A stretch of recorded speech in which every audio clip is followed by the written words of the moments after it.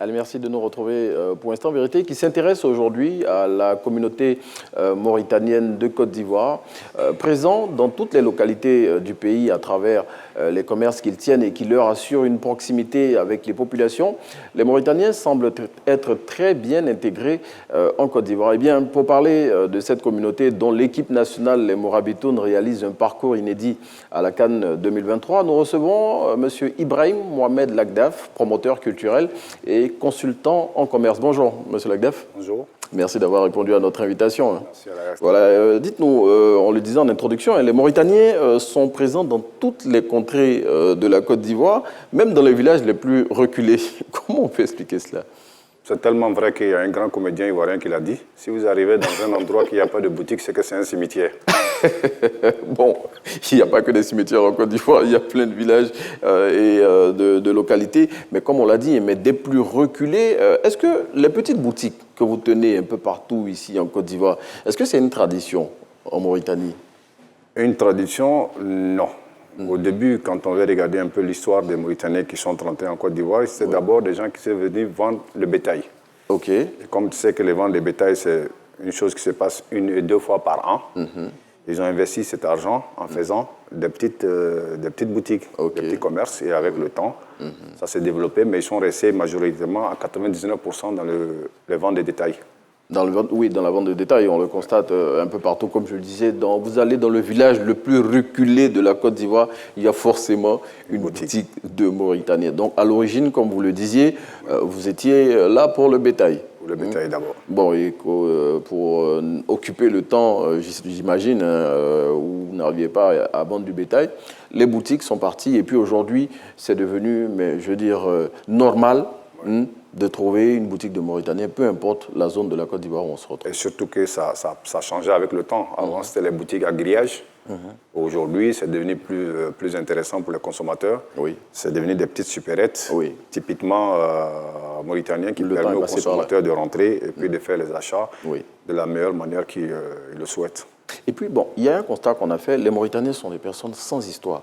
Mais je ne me souviens pas d'une seule fois où j'ai entendu parler d'un scandale où un Mauritanien était mêlé à cette affaire-là. Mais vous n'êtes pas des anges tout de même. On sait que les Mauritaniens, ils ont un tempérament assez explosif quand même. Nous ne sommes pas des anges, mais en partant de la Mauritanie, tout le monde a un objectif. C'est d'aller travailler et de faire en sorte de venir dans le pays dans lequel on l'accueille, respecter ces personnes et puis avoir une politique qui le permette d'être tranquille. Donc, il ne se mêle de rien.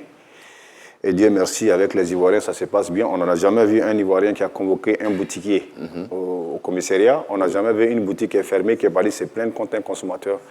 On vit ensemble de 6 h du matin jusqu'à minuit. C'est un couple de mariés. Et c'est évident que ça marche bien. Et c'est tout à votre honneur. Et comme vous le dites, ça marche tellement bien que, voilà, aucune histoire, une fois signalée entre un Mauritanien et un Ivoirien. Et puis bon, on va parler de foot, puisqu'on est pendant la CAN 2023 et les Morabitoun, votre équipe nationale réalise un parcours, mais vraiment exceptionnel. Comment vous vivez cet exploit? On le vit d'une manière, surtout nous qui sommes ici en Côte d'Ivoire, surtout moi particulièrement, qui a les deux nationalités. Oui, il faut dire que vous êtes Ivoiro-Mauritanien, oui. Ivoiro-Mauritanien. Et comme toujours ici en Côte d'Ivoire, on a l'impression que le Mauritanien, c'est juste celui qui est boutiquier. Oui. Les teints clairs. Oui. Alors que la Mauritanie, c'est 4 communautés. Oui. C'est les Peuls, c'est les Wolof, c'est les Soninké et c'est les Maures. Peut-être nous, les teints clairs, on est plus beaucoup dans les boutiques, alors que les autres communautés sont dans d'autres activités, sont dans la culture, sont dans le sport. Ce qui fait qu'aujourd'hui, quand il y a cette équipe nationale, tu as beaucoup tendance à trouver moins de teint clair par rapport aux autres. Et Dieu merci. Peu importe le teint, vous êtes tous Mauritaniens et comme on le dit, toujours sans histoire avec les populations ivoiriennes. Et aujourd'hui, à 17 h, vous affrontez le Cap-Vert. Quelles sont les dispositions que vous avez prises pour pousser? Les dispositions qu'on a prises, c'est ce qu'on a commencé à Boaké. On a fait le tabac à Boaké. Dieu merci, Boaké nous a porté chance. La population a été super, les autorités ont été super. Et ça prouve qu'on est dans la terre de Félix Houphouët-Boigny. Ça sera la plus belle Coupe d'Afrique jamais réalisée nulle part ailleurs. Et on le voit. Et Dieu merci, on a pu battre un record. Personne ne nous attendait à ce stade. On a battu l'Algérie, un grand champion d'Afrique. Et on est au stade de Houphouët-Boigny et ce n'est que du bonheur. Ce n'est que du bonheur. Que du bonheur.